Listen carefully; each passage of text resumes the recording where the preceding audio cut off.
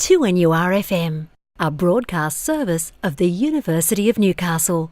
And Professor Tim, good morning. Kev Kellaway's been let loose on the world. Yeah, morning, Todd, and I want to go there too. I hope at the end of the year to get to Canada, and I hope to take that train that runs all the way from Toronto to Vancouver. Gee, that is a long run right across. Down the Rockies. Yeah. Oh, wow. Very nice indeed. We're talking about an always hot topic, nuclear waste.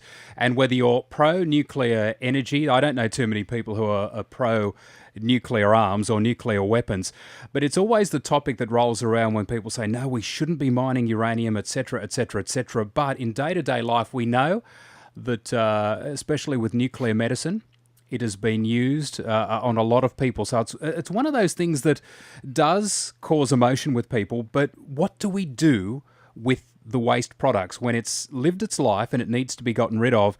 And it looks like Australia is potentially going to be the site for that.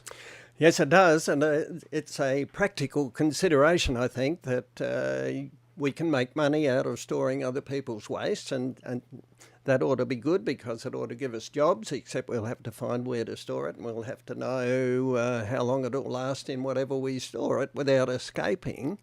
But equally, from a purely objective point of view, it probably would be best to get the people who use the radioactive material to store the radioactive material. So if you've got a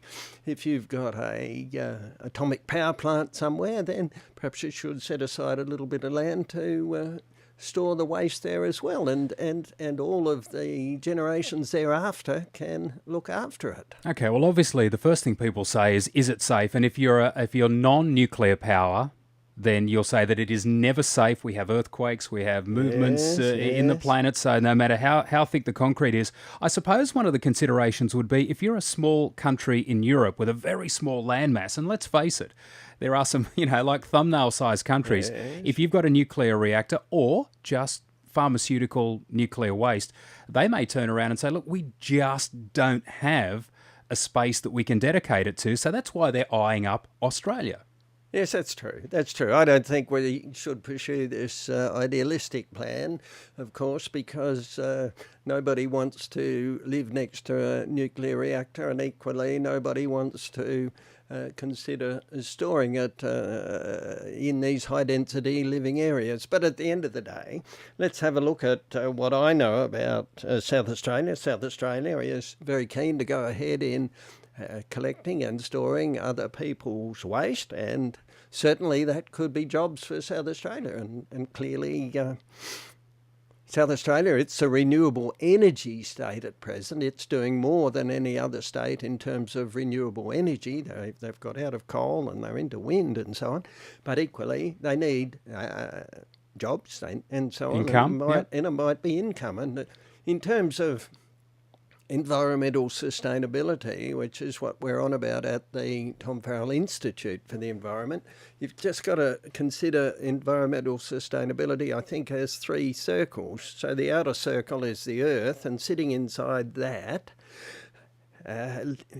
imagine looking at a Mexican with a big hat on from the sombrero, top. You've got these circles, or an egg on a plate, for Thanks instance, for that, yep. Fried egg on a plate. Then the next circle is a socially equitable society that we all want to live in. And the one in the middle, the egg yolk, if you like, is having jobs, having money, having people working. And it's a fine balance, isn't it? Isn't it? So all those things have to go together, but one lives inside the other, lives inside the other. So South Australia is considering storing it. So how do they go about it? Is it a case of just digging a massive big hole, filling it with concrete and sticking a big thick lid on it? And how long does it take? I know if you keep adding to it, then it's the string gets longer and longer, but how long does it take for this material to become inert or safe? It depends. It depends what's in the 44-gallon drum that arrives, for instance. Some of the isotopes in there take thousands of years to break down, and as they break down, they give off dangerous particles, so you want to keep all of that stored so that these particles can't mutate and escape, yeah. But at the end of the day, I really don't know. It would be thousands and thousands of years that it would sit there.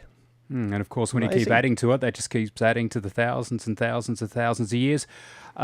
Should we do it or shouldn't we as a South Australian? How do you feel about that? Or it should be just a case of you use it, you store it, it's up to you? Or is it well and truly going to be lucrative to Australia and South Australia?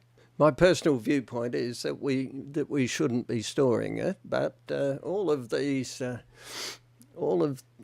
debatable topics have pros and cons. There's 138,000 tonnes of spent fuel around the world, they say, and so that's a lot, which you could charge a lot of money for. And if At the end of the day, I wouldn't like it in my backyard. No, I'd rather it in your backyard than my backyard. Ah, yes, but my backyard is very, very small. Okay, well, I might...